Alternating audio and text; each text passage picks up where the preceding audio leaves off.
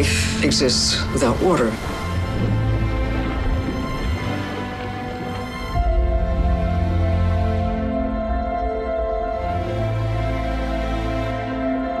If the ocean is the blue heart of the planet, then the currents are like the veins and the arteries that just flow around the world.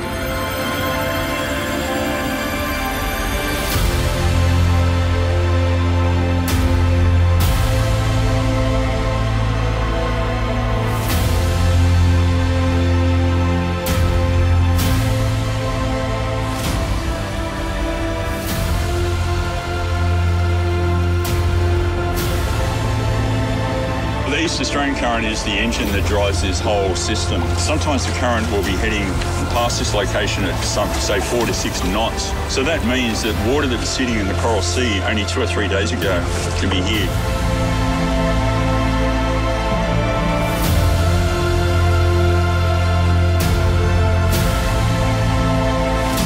The ocean is the hidden puppet master of this planet without doubt. It's the place that through its current systems controls almost everything we see around us.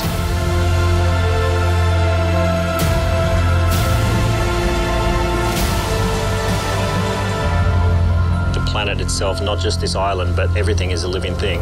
Show me where life actually stops, and I'll tell you, no, there's something living there. You see the connection between the island and the ocean.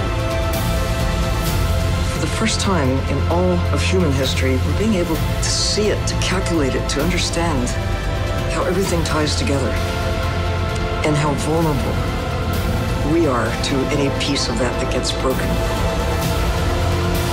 It's a system that has taken such a long time, and we're just at that stage where we're beginning to appreciate, to understand, to see this symphony of all the pieces in this great orchestra functioning in a way that makes a planet that works just the way we like it. Australia's Ocean Odyssey starts Tuesday, June 9.